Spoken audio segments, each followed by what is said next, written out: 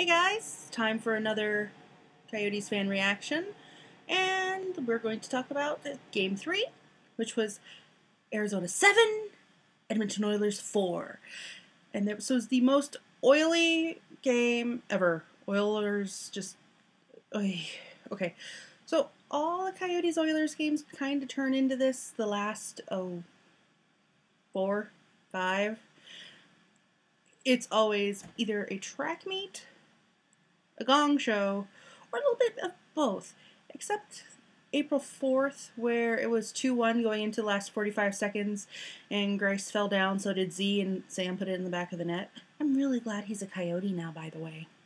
Love you, Sam. Okay, so Mike Smith played in net on Wednesday, and, well, he looked okay. All the goals weren't really his fault. It was all bad pinches by defensemen or skate malfunction or bad pinch by defenseman. See the theme? Taylor Hall puts it in about a minute 25 into the first period, and you just go, ugh. But it popped right in front, and there was nobody in front of Mike, and Mike couldn't stop it. So we go a little farther into the game. We draw a penalty.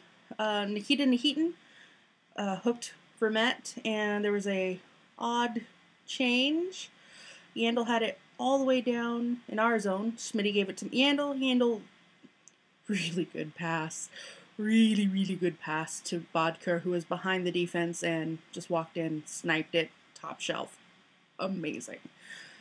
And then Chip Chura with his first of the year. Good to see Chip in the game. I like him on our fourth line, and apparently they have him on the third line, practicing with Sam and Korpikoski for the game tomorrow, which is versus the Blues, which we need the big bodies for that game for sure. And then with about 3 minutes left in the first, Mark Fane, good feed. Again, no defenseman helping Mike out at all, and it's 2-2 going into the second. Coming out into the second, not a lot going on. We kill off a penalty. We killed all of the penalties in this game. The Coyotes' penalty kill is now, I think, 10 for 10. Something like that. It's 100%. We have not given up a power play goal, which better than last year, because this time last year it was not so good. Connor Murphy put his in for the first of the year, and it was an awesome just slap shot from top of the circle, and it went through Scrivens. Yeah. Klinkhammer had a kind of cool thing. Cool goal. Also in the second period, bounced off the inboards, Erat fed it to him, and just right past Scrivens. Beginning of in the second period, there was a pretty dicey hit that Yakupov threw on McMillan. And I'm pretty sure that should have been a boarding call. McMillan, it took him a long time to get back up. And it was pretty brutal. Nail was pretty rough this game. And if he's going to start playing like this, that's probably not going to be good for him, especially if he hurts somebody. Also, Ferentz ran into Scrivens and kind of messed his shoulder up. He was kind of like this for the rest of the game, or standing real awkward. Yeah, it wasn't good. Was not good for Scribbles. Kind of worried about that. And now at this point, it is still 1-0 Canucks going into the third period on the 17th. He said he was going to win this game. I don't know if he can do it. Love you, Scrivens. Please, please. Go to a team that will love you. You don't have to carry them on your back every time. Anyways, into the third period, Arcabello scores with a nasty saucer pass over Oliver Ekman-Larsson from Taylor Hall. Like, it's ridiculous. Oliver sliding on his stomach. He's like, I can block this shot. And no. Back of the net. Smitty wanted to have it, but his foot slipped, and he couldn't push over in time. He would have had it either way. If that hadn't happened. He had some really nice glove saves on Taylor Hall earlier in the game in the second period. Holy crap. There was one he just grabbed it and almost fell flat on his face, but he had the puck. And then we get Mikhail's second goal. It kind of trickles in behind Scrivens.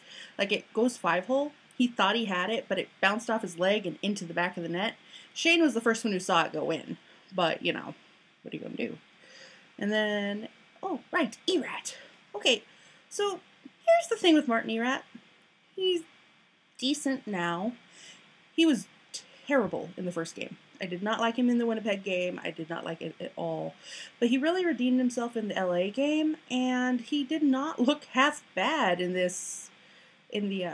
Edmonton game, and he had an assist and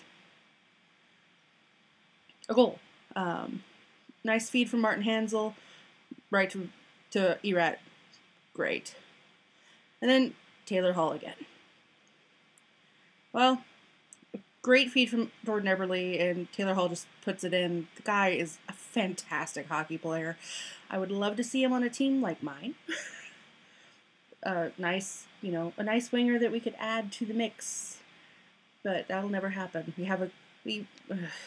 Long story. But that's for another, I'll explain the Barroway deal later. Just because I know there's going to be a lot of questions from people, and I kind of know what's going on. It'll be good for the team. That's just going to be a conversation we'll have for another video. And then they pull Scrivens early. There's like 2 minutes left, and they're fighting back and forth. They ice the puck a couple times, and then Mikhail gets the puck from, I think it was a turnover from Schultz at the blue line for the Oilers, and Mikhail just walks the puck all the way to the net, and puts in his hat-trick goal. I am so glad I was there for that, because he was so good. He's been so good, and no one understands. No one knows he's so good, because he plays for Arizona, and they're not paying attention. And he was amazing in this game. In the right places, everything was just perfect. And he has 5 goals in the last 3 games, and I think he has 7 points? I think he has 7 points over the last 3 games. At this point, pace, he's on for, like, ridiculous numbers. I know it'll fall off, but Mikhail is so good. You should watch him. You should watch some of the goals from this game. It was just... His breakaway was gross. Oh, I love watching him. He's very dynamic to watch. And his best friend, Oliver, our friendly Swede. But it's just, he was so good. And Vitaly got into a fight. I don't know what Will Acton said to Joey, but yeah. Joey V had him down in like 2 punches. So... apparently, at this point in time, the Coyotes just aren't taking anything from anybody. But I know Vitaly and Acton had words, like, kind of throughout the game. But I don't know if he said something or if he did something. From my angle, which is up behind our goalie twice, couldn't really see it because I was too busy paying attention to all the flaily. But something happened. It happened behind the play. I don't know. Even the Sportsnet video of it really didn't tell me what happened. So there's that. And now we look to the Blues, who just came off of a shutout loss in overtime. That's still really weird to say. A shutout loss in overtime, in the shootout to the Kings. The Blues kind of played a similar game to how we played the Kings, and so I don't know how this game is going to turn out.